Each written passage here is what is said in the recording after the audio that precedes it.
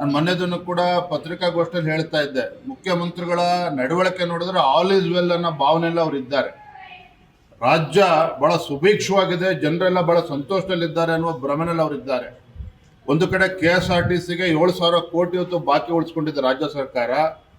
ವಿದ್ಯುತ್ ಕಂಪನಿಗಳಿಗೆ 6,000 ಕೋಟಿ ಇವತ್ತು ಬಿಲ್ಗಳು ಬಾಕಿ ಉಳಿಸ್ಕೊಂಡಿದೆ, PWD ಇರಿಗೇಷನ್ನು. ಇವರ ಯೋಜನೆಗಳ ಪರಿಣಾಮವಾಗಿ ಎಲ್ಲ ಇಲಾಖೆಗಳು ಬಾಗಿಲು ಮುಚ್ಚಾಕ್ತಕ್ಕಂಥ ಕೆಲಸ ಇವತ್ತು ಬಂದು ನಿಂತಿದೆ.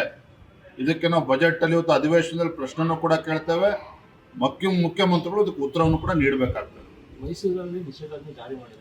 ಸರ್ಕಾರಕ್ಕೆ ಯೋಗ್ಯತೆ ಇದ್ರೆ, ತಾಕತ್ತಿದ್ರೆ ಅವತ್ತು ಯಾರು ದೇಶದ್ರೋಹಿಗಳು ಪೊಲೀಸ್ ಸ್ಟೇಷನ್ ನುಗ್ಗಿದ್ರಲ್ಲ ಅವತ್ತು ನಿಷೇಧಾಜ್ಞೆ ಹಾಕಬೇಕಾಗಿತ್ತು. ಇವತ್ತು ಹಿಂದೂ ಕಾರ್ಯಕರ್ತರು ಪ್ರತಿಭಟನೆ ಮಾಡ್ತಾರೆ ಅಂತ ಹೇಳಿದ್ರೆ, ಈ ಸರ್ಕಾರವನ್ನ ಎಚ್ಚರಿಸ್ತಕ್ಕಂಥ ಕೆಲಸ ಮಾಡ್ತಾ ಇದ್ದಾರೆ ಅಂತ ಹೇಳಿದ್ರೆ ಸೆಕ್ಷನ್ ಜಾರಿ ಮಾಡ್ತಾರೆ. ಯಾಕೆ ಅವತ್ತು ಆ ದೇಶದ್ರೋಹಿಗಳು ನುಗ್ಗಿದಾಗ ಏನು ಸತ್ತೋಗಿತ್ತ ನಿಮ್ಮ ಡಿಪಾರ್ಟ್ಮೆಂಟು? ಮಂತ್ರಿಗಳು ಏನಾಗಿದ್ರು? ಹಾಗಾದ್ರೆ ಈ ಹುಡುಗಾಟಿಕೆನ ಬಿಟ್ಟು ತಾವು ಮಾಡೋದೆಲ್ಲ ಸರಿ ಅನ್ನುವ ಭ್ರಮೆನಲ್ಲಿ ಇವತ್ತೇನು ಸರ್ಕಾರ, ರಾಜ್ಯ ಸರ್ಕಾರ ನಡ್ಕೊಳ್ತಾ ಇದ್ದಾರೆ. ಇದು ಖಂಡಿತ ಸರಿಯಲ್ಲ.